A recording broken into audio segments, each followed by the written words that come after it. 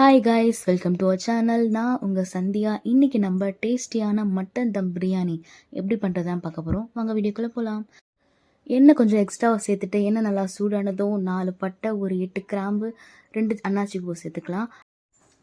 Cut பண்ண வெங்காயம் சேர்த்து நல்லா ஒரு 2 நிமிஷம் நல்லா வதக்கிட்டு, இப்போ கட் பண்ணி வச்சுருக்கிற தக்காளி ஒரு 7லேருந்து 8 பச்சை மிளகாய் லைட்டாக கீரி சேர்த்துக்கலாம். தக்காளி நல்லா வதங்கினதும் அரைச்சி வச்சுருக்கிற இஞ்சி பூண்டு விழுது சேர்த்துக்கலாம். ஒரு 2 நிமிஷம் நல்லா பச்சை வாசனை போனதும் நல்லா வாஷ் பண்ணி வச்சுருக்கிற மட்டனை சேர்த்துக்கிறேன். மட்டன் லேட் ஆகும். இதை நம்ம தனியாக குக்கரில் 2 விசில் விட்டும் சேர்த்துக்கலாம், அப்படியும் சேர்த்துக்கலாம். நம்ம அப்படியே சேர்க்குறதா இருந்தால் ஒரு 15 நிமிஷம் நம்ம அதை தனியாக வேக வச்சிடணும். இப்போ கறி கூட வெறும் மிளகாத்தூள் 2 ஸ்பூன் சேர்த்துக்கிறேன். வீட்டு கார மிளகாத்தூளே ஒரு 8லேருந்து 9 ஸ்பூன் சேர்த்துக்கிறேன். மட்டன் பிரியாணிக்கு காரம் உரைக்காது, ஸோ கொஞ்சம் எக்ஸ்ட்ராவாக சேர்த்துக்கோங்க.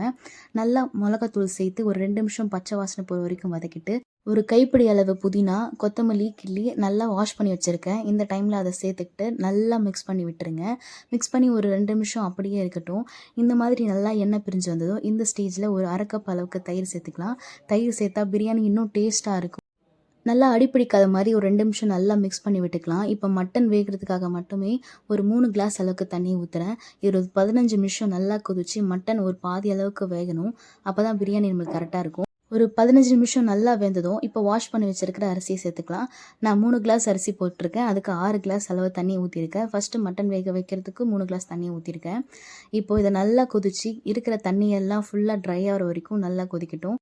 ஆல்ரெடி நான் வதக்கும் போது கொஞ்சம் உப்பு சேர்த்துருக்கேன், ஸோ கொஞ்சம் கம்மியாக சேர்த்துருக்கேன். நீங்களும் உப்பு பார்த்து சேர்த்துக்கோங்க. இந்தளவுக்கு நல்லா எண்ணெய் ட்ரை ஆனதும் இப்போ நம்ம தம் போட்டுடலாம். ஒரு வாழை இலையை இந்த மாதிரி உள்ளே நல்லா ப்ரெஸ் பண்ணிவிட்டு பிளேட் வச்சு க்ளோஸ் பண்ணிவிட்டு அடுப்பு கறியை இந்த மாதிரி மேலே போட்டுக்கலாம். கீழே சுத்தமாக அடுப்பு கறியே சூடே இல்லாத மாதிரி பார்த்துக்கோங்க, ஏன்னா அப்புறம் அடி பிடிச்சிடும் பிரியாணி. ஃபுல்லாக எல்லா நெருப்பையும் எடுத்து மேலே போட்டுடலாம். ஒரு 1/4 மணி நேரம் இப்படியே இருக்கட்டும். இப்போ 1/4 மணி நேரம் கரைச்சி திறக்கலாம். நம்ம பிரியாணி சூப்பராக ரெடி ஆகிடுச்சிங்க. வாழை இலை எடுத்து பார்த்தா பக்காவாக ரெடி ஆகிடுச்சு. இப்போ அதை மிக்ஸ் பண்ணி பார்க்கலாம். பாருங்கள், சாப்பாடு பலன்னு சூப்பராக இருக்குது. கண்டிப்பாக நீங்களும் ட்ரை பண்ணி பாருங்கள். நம்ம சேனலையும் மறக்காமல் சப்ஸ்கிரைப் பண்ணிவிடுங்க. தேங்க்ஸ் ஃபார் வாட்சிங்.